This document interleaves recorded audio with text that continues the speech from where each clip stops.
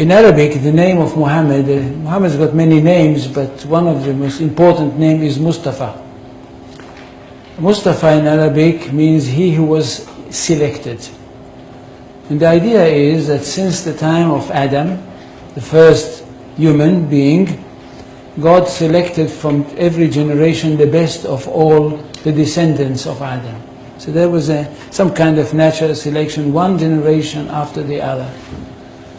Until at the end, he selected the best of the best of the best of the best. And this is the Prophet Mohammed. And he chose him to give him his word, the exact word of God, and of course selected him to be the prophet that will bring to humanity the finest of all revelations. This is Islam. That we are talking about a culture which is highly rich, highly interesting, and highly rewarding. And that's what the most important thing. It's highly rewarding because it basically, for the ordinary person, it's a very, very simple religion. I'm not talking about philosophers, I'm not talking about academicians, I'm not talking about the great theologians, I'm talking about the simple person for whom Islam is the most rewarding of all religions. At the end of the story, if he is a good Muslim and he dies, he is going to go straight into paradise, and paradise is described in the most colorful way possible in the Quran. And for this reason, I think we should speak about Islam with great respect.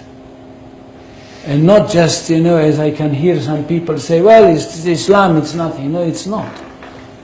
And it's not a simple thing that a person like me and others like me in the academy, in fact, dedicated their life for the studying of this culture.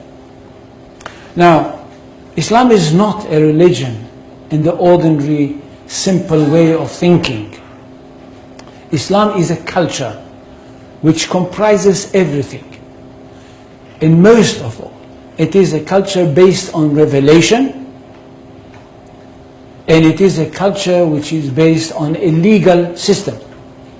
It is basically a legal system. It is a legal system which comprises everything. It comprises the life of the individual, it comprises the life of the society, it comprises the state. That's one thing. Secondly, it is a world religion. It's not like Judaism, which is not a world religion. It is connected with the chosen people and it's only for them. And it's not connected with the territory of the world, it's connected with one small country. Islam is a world religion connected with the world, and it wants to establish world order. For Islam, the whole world is one state. And all the people of the world are those people who live in this one state. Now when Muhammad came with this idea, the words came from God to him. And it says, I don't know how many people know Arabic here? They don't. So I will not quote in Arabic. In Surah 61, verses 11-13, we hear that God sent Muhammad with the true religion, with the right message, with the right path, in order that it should overcome all the other religions. Which means that there is only one truth. Jews and Christians, which are called the people of the book, had once their own truth, but they were not a very good custodians, and they falsified their books. That's why Allah had to send another prophet, a modern prophet, that should bring the last word of God and the only word of God. to humanity. This is the Quran. Nothing can be superior to it. And because of that, this religion is regarded to be one that stands on top of everything else. In Arabic, they say, Al-Islam ya'lu wa la yu'la alayhi. Islam is superior, nothing can be superior to it. Which means we are talking about not only the final word of God, not only about the finest word of God, but the truest of all revelations.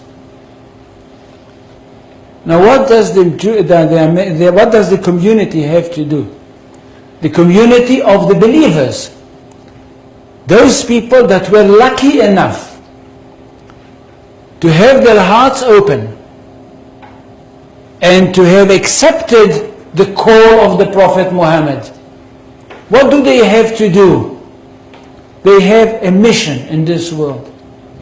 To bring the word of God to the whole universe. Or if you want, to the whole of this planet.